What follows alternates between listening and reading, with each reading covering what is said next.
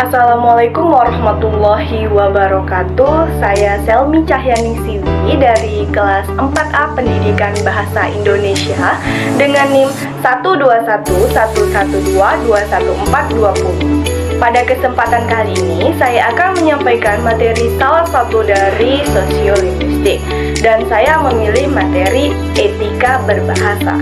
Video ini dibuat untuk memenuhi tugas perkuliahan sosiolinguistik yang diampu oleh Ibu Rizky Erdayani SPD MA. Baiklah, saya akan menjelaskan materi etika berbahasa. Etika berbahasa atau tata cara berbahasa adalah sistem tindak laku berbahasa menurut norma-norma budaya. Etika berbahasa sangat erat berkaitan dengan pemilihan kode bahasa, norma-norma sosial, dan sistem budaya yang berlaku dalam satu masyarakat. Etika berbahasa ini antara lain akan mengatur yang pertama, apa yang harus kita katakan pada waktu dan keadaan tertentu kepada seseorang partisipan tertentu berkenaan dengan status sosial dan budaya dalam masyarakat itu. Yang kedua, ragam bahasa apa yang paling wajar kita gunakan dalam situasi sosiolinguistik dan budaya tertentu. Maksudnya, di sini aturan sosial berbahasa sebagai sesuatu yang menjadi inti persoalan sosiolinguistik. Siapa yang berbicara, dengan bahasa apa, kepada siapa, tentang apa, kapan, di mana, dan dengan tujuan apa. Contohnya, kita hendak menyapa seseorang, maka harus kita ketahui siapa orang itu, di mana, kapan, dan dalam situasi bagaimana. Baru kemudian kita memilih kata sapaan yang akan kita gunakan. Menurut Krida Laksana tahun 1982 halaman 14, dalam bahasa Indonesia ada 9 jenis kata untuk menyapa seseorang, yaitu pertama, kata ganti orang, seperti engkau, kamu. Kedua, nama diri, seperti Dika, Nita. Ketiga, istilah perkerabatan, seperti bapak, ibu, kakak, adik.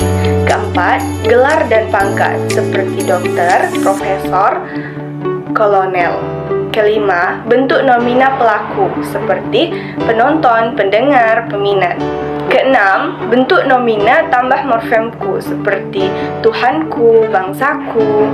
Ketujuh, kata-kata deiktis, seperti di sini, situ, atau di situ. Bentuk nomina lain seperti awak, bung, tuan. Dan yang terakhir bentuk zero atau tanpa kata-kata. Jika kita teliti atau kita kaji secara mendalam, ternyata penggunaan sistem sapaan dalam bahasa Indonesia ini cukup rumit atau ruwet. Banyak aspek yang perlu dipertimbangkan untuk menggunakan salah satu kata sapaan yang akan digunakan. Misalnya, aspek sosial budaya yang harus dipertimbangkan untuk menggunakan kata sapaan itu. Yang disapa itu lebih tua, derajatnya, lebih muda, atau kanak-kanak. Status sosialnya lebih tinggi, sama, atau lebih rendah. Situasi formal atau tidak formal. Wanita atau pria. Sudah dikenal atau belum, dan sebagainya.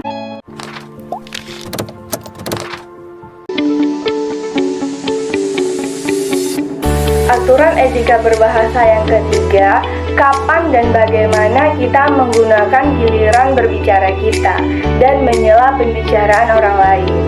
Aturan keempat, kapan kita harus diam. Nah, aturan dalam etika berbahasa ini perlu pula dipahami agar kita bisa disebut sebagai orang yang dapat berbahasa. Kita tidak bisa seenaknya menyela pembicaraan seseorang. Untuk menyela harus diperhatikan waktunya dan tentunya juga dengan memberikan isyarat terlebih dahulu.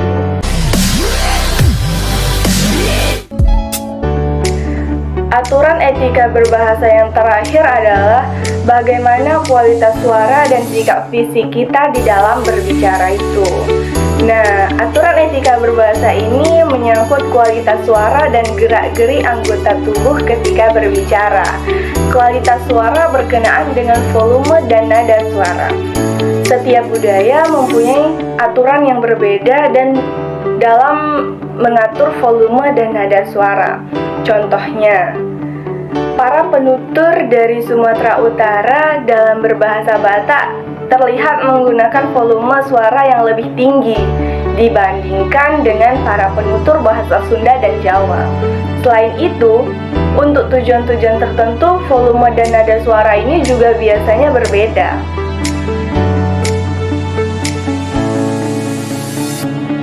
Gerak-gerik fisik dalam etika bertutur menyangkut dua hal, yaitu kinesik dan proksimis.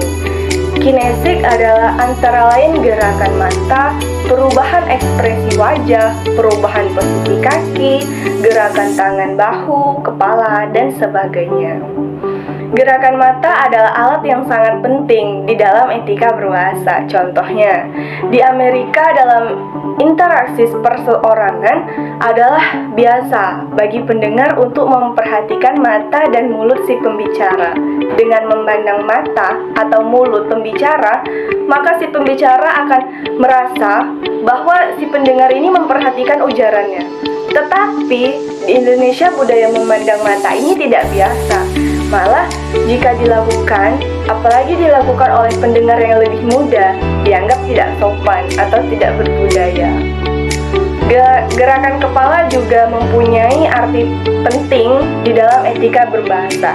Contohnya, pada orang Yunani kuno. Bagi orang Yunani kuno, gerakan kepala ke bawah berarti ya, dan gerakan kepala ke atas berarti tidak. Berbeda dengan orang di Indonesia, gerakan kepala ke bawah berarti menyatakan ya, dan gerakan kepala ke samping ke kanan kiri berarti menyatakan tidak. Banyak lagi gerak-gerak anggota tubuh yang harus diperhatikan dalam bertindak tutur. Yang dimaksud dengan proximik adalah jarak tubuh di dalam berkomunikasi atau bercakap-cakap.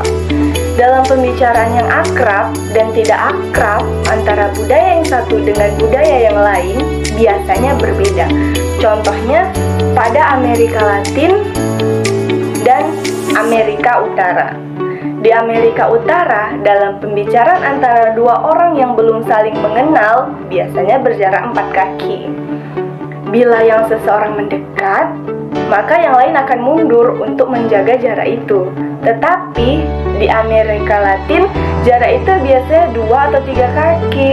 Oleh karena itu, bila orang Amerika Latin berbicara dengan orang Amerika Utara, keduanya akan merasa canggung.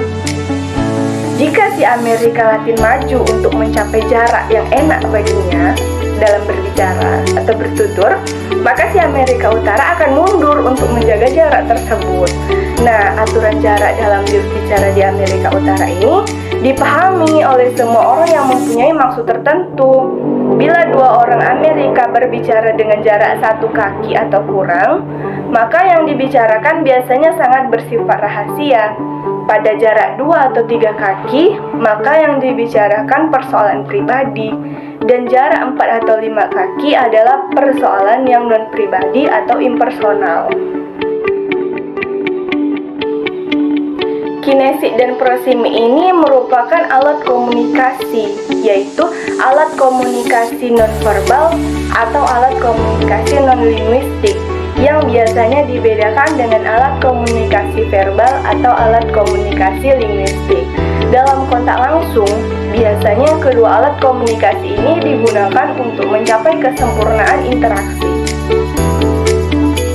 Nah, itu tadi materi tentang etika berbahasa. Sekian materi yang dapat saya sampaikan. Mohon maaf atas segala kesalahan. Saya akhiri. Wassalamualaikum warahmatullahi wabarakatuh.